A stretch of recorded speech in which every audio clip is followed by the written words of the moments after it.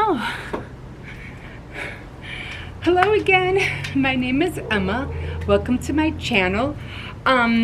Lately I have been reading some of my stories. Well, two stories actually, because the other stories that I was reading was one of that I had written previously. Hold on. I'm just going to take you guys back a little. Okay. And, so, yeah, so the story that I was reading, I still see, like, I can't, hold on, sorry. All right, I'm hoping. It's like you always have to try to adjust everything. So, I thought I'd come out here for a little bit and read you a few pages of my story that I had written. I know I said that I was going to do that like from the get-go, but it just so happens that I got distracted by other things and I never read it. The last time I did try, the wind was blowing, you know, all the papers all over the place. Anyway, not eating today, as you can see, didn't bring anything out. And I just bought my regular cup of tea that I usually drink out of, like, on a daily basis. This is just kava tea that I drink out of this cup. Like I said, I only have 2 cups, and it's one for coffee and this one for tea, and that's it.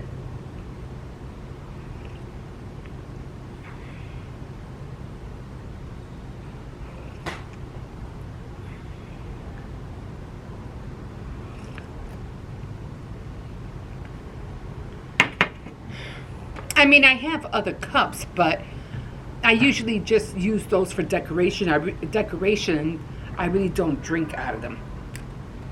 Okay, so let me get started on, like I said, I think I had like 30 pages on this.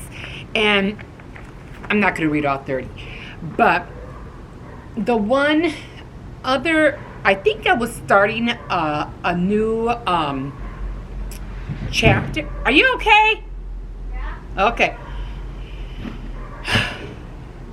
I was gonna start on chapter 2, but for some reason I don't know where it's at. I might have started writing it out in a book or something, or in a journal, because that's what I did before I typed it out. I didn't type it out on my computer back then. I had a literal typewriter, and so I would type it. I typed it out on that, and I guess I would write it in a book, like in a notebook, and then I would type it out. And I think that's what I did when I started chapter 2, except that I can't find it. Well, it's not that I can't find it. I'm not sure exactly where it's at.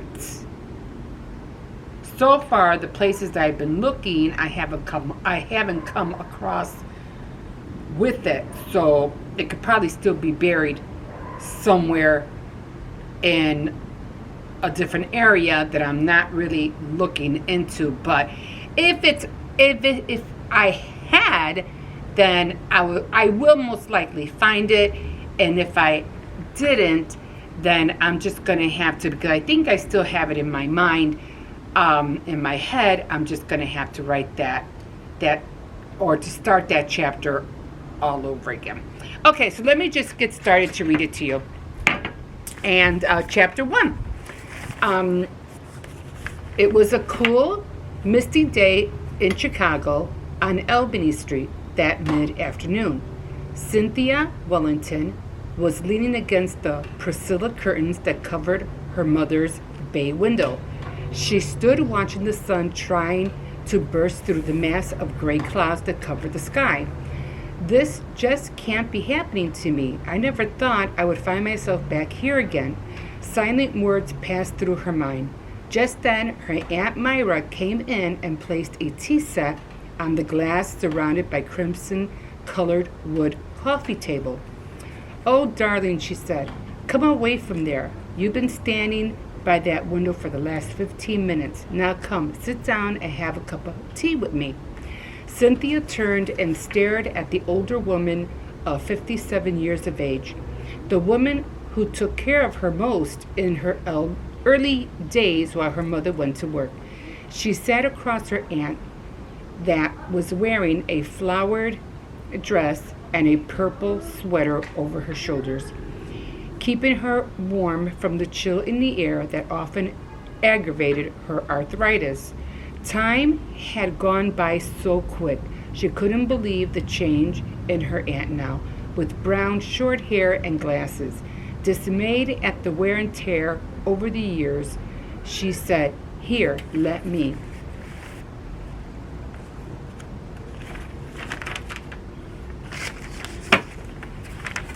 Cynthia slowly poured the hot steaming tea into each cup. "A cube or two?" she asked. "Just one, dear," Aunt Myra replied. After placing down her spoon, Cynthia took a hold of her saucer and cup, sat back, taking a small sip of her hot tea, then sighed.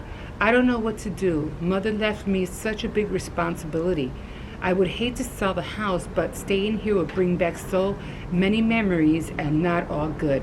Cynthia stood up rapidly, practically dropping her saucer and cup down. Aunt Myra's eyes leapt open, surprised that the glass coffee table didn't shatter. Cynthia stood pacing back and forth with her arms folded across her chest, wondering in puzzlement. "I don't understand. The last time I came to visit, Mother was on Labor Day weekend. She was fine then. How she turned ill so quickly is beyond me, and now I just can't believe she's gone. It makes me all so angry. If I could have convinced her to come out to live with me, she'd probably still be with us." Aunt Myra steadily shook her head. "No, it's no use trying to blame yourself. You knew how your mother was, just stubborn. Why, even when your father died, she wouldn't come to live with me. She was determined to stay where her memory was. So there's no sense in making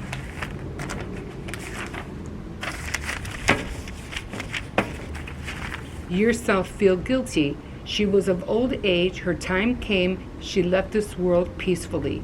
We should be thankful for that." Oh, I remember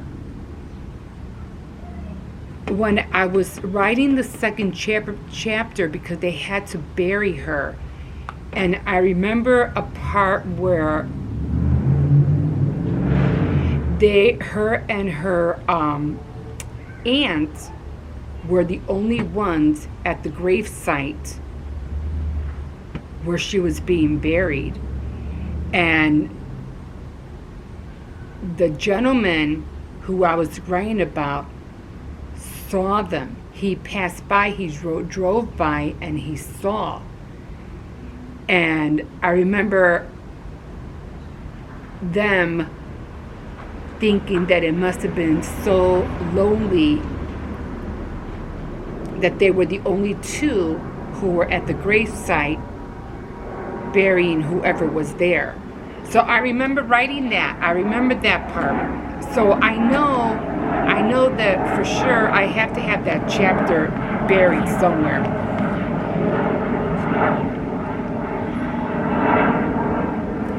"Yes, we would," Cynthia agreed. After a brief pause of silence, they both turned as they heard the front screen door fling open. They saw Cynthia's little boy running in with a little kitten in his hands, shouting at the top of his lungs, Can I have him? Can I have him?" Cynthia gasped and yelled, "Honey, don't you fall." So then bent down to his level and said, "Oh, Anthony, where did you get him from? It's so cute." She gazed into the little blue eyes of the animal that appeared to be a little Siamese kitten with a white little bodice with black ears, nose, and paws. As she straightened up, she walked to the screen door with the animal now in her hands and saw another older boy with his bike outside the gate. He shouted that they were free. She walked up towards him. When she reached the gate, she saw a basket fixed in front of the bicycle, and in it were kittens of more of the same. When she turned to check on Anthony, she saw her aunt holding his hand by the front door, then shouted. Myra came out and looked at these. She turned once more and introduced herself to the young boy. Hello, I'm Anthony's mother. What's yours? I'm Frank. I live down the block. My cat had kittens, and my mom won't let me keep them. She sent me out to give them away to whoever wants them. I don't blame her. It's a lot of work to take care of kittens, but then Myra had joined them by the gate. Look, aren't they cute?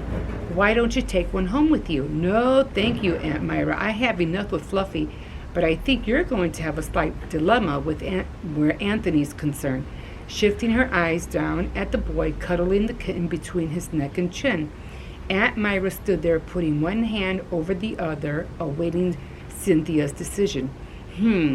Giving her Auntie Ride look, Cynthia shook her head, giving in. Well, I guess we could use something to chase after while we're here.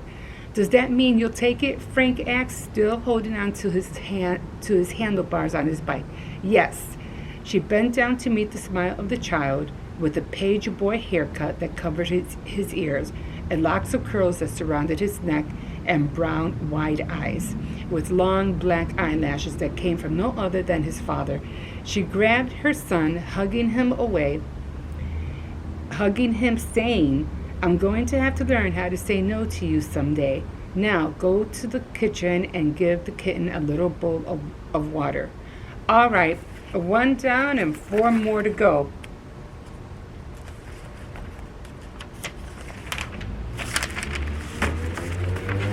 The boy shouted as he rode down the sidewalk.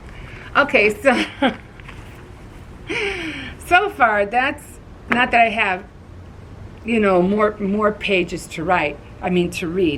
But again, I do remember, and like I said, this was almost 25 years ago that I wrote this. So this was a while.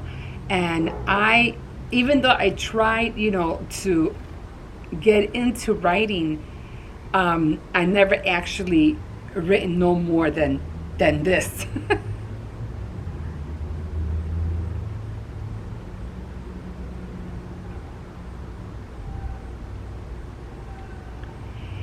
And I do like the idea of writing. I like the idea of getting a notebook and writing my thoughts down. I don't know, I just like the way the pen flows on the paper when I write, and I was always writing letters all the time to my family. If it wasn't to a friend, it was to my sisters, or to my sister-in-laws. But I was always writing letters and sending out letters to people. I just enjoyed writing, and I felt bad that I never took the time to take a class or to go to school for it. But yeah, so I'm going to try to get back into it. And if you want me to continue reading this, just let me know, and I'll sit out here and I'll read the rest, and I'll keep going. And what I'm going to do is I'm going to read it over again, and then I'm going to, I forgot to look at the time. And I'm going to try, I'm just not going to look for the second chapter. I'm just not. I'm just going to start fresh. I'm just going to go by what I have. I'm going to try to remember where this novel was going, because I had like 2, 3 at the time. That's how, I got to write this, and then I got to write that one. Then I have another one that I want to write about. And your mind is constantly like, I have to hurry up and write this, and then I have to hurry up. But at the same time, you're trying to make sure that you're writing about where it's at, the characters, where they're from, and so forth, So that does take a lot of time to finally sit down and have a whole manuscript in front of you, and then trying to find somebody who would want to publish it. So first, let me take the first few steps. I'm going to reread this. I'm going to start on the second chapter, and I'll continue reading this, and then by the second chapter, and if I continue on the rest of the chapters, well, then I'll just put it like maybe on an ebook, or I'll put it out somewhere where you guys can read this one in its full entirety without having to pay a dime for it. Just read it and let me know what you think. That'll be payment for me. Just tell me what you think, and if you feel I should write some more.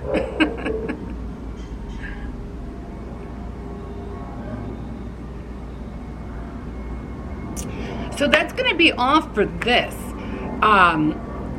I'm still doing crafts. I'm still crocheting. I've been in so many different medias that I've been like into resin, polymer clay, trying to draw, and knitting. I mean,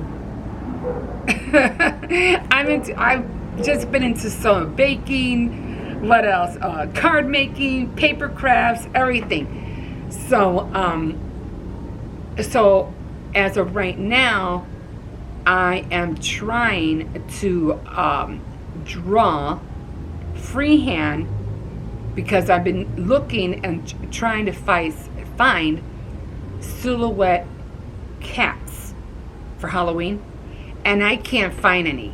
I mean, there are some, but they're facing the wrong direction, or they have their head twisted the wrong way, and I'm like, no, that's not what I'm looking for. That's not what I want, because what I want to do is find an image and then print it out and then cut it out. Because I already have the black board. I just need to print out a silhouette cat in the way that I want it to face, and I cannot find one. And I don't want it, for it to have eyes. I just want the silhouette. That's it. So luckily, my granddaughter had this cat that I think my husband bought for her for Christmas or her birthday or for something. And I remember that cat. And I was like, I asked her, where's that cat, that Siamese cat, that stuffed one that you have? Where is it? And she goes, I go, did you bring it in? Could we, at one point we were trying to sell some, like a garage sale, trying to sell some toys, because we have more of abundance of so many toys that the kids had collected, and we were trying to get rid of them. And I could have sworn I saw that cat in there. And she goes, oh, you were going to sell it, remember? And I was like, oh, okay, so it should be in one of those bins. And I went back there, I didn't see it. And I was like, no, it looked like a Siamese cat, remember? And it had like a little chain around it. And she goes, no. She goes, it has to be in the back. So I said, okay, I'm going to go look. And I did find it. I was so happy. And then I go, this is the one I was talking about. She goes, yeah, but it doesn't have a chain around the neck. And I was like, oh yeah, it was a shiny bracelet, and it was a silver one, and it looked like diamonds because it was a stretchy one. And I put it around the head, and it looked so cute. It looked so adorable. It literally looked like the cat was wearing diamonds, and that's where I got the notion from. I said I can draw the cat and have diamonds around the neck and put it on my wall for Halloween, because I want it to be right next to my doll. So, yeah, because I'm going to dress up my doll as well. I'm going to put her on like a Halloween costume kind of, and with a witch's hat. So I can't wait for that. And then the cat's going to be in the background. So I found the cat. I'm going to trace it, and excuse me, hopefully it'll come out good, because of course the cat is, it's stuffed, so it's not like it's flat. So it'll probably be like the glasses. I'm just going to have to figure out how to trace around it. Other than that, yeah, and I made some earrings. I made these purple, like I said, I'm into earring making as well. So I made these earrings today, because I like purple. Yeah, I'm into jewelry making as well. Wire wrapping, I tried that too. I made rings with resin, and then I even tried to do some wire rings as well. Guys, I was trying a little bit of everything. So I'll show you some of my things if I can when I come out here. But yeah, so I hope you like the story so far. I really didn't get much into how it was supposed to be, but maybe I'll try to read 3 pages at a time, because it does take a minute for me. I mean, I could read fast silently, but I can't read fast when I'm speaking out loud. I get tongue-tied. But other than that, okay, so that's it for today. Like a fish in the sea. So glad you caught me, and I'll see you in my next video. Bye.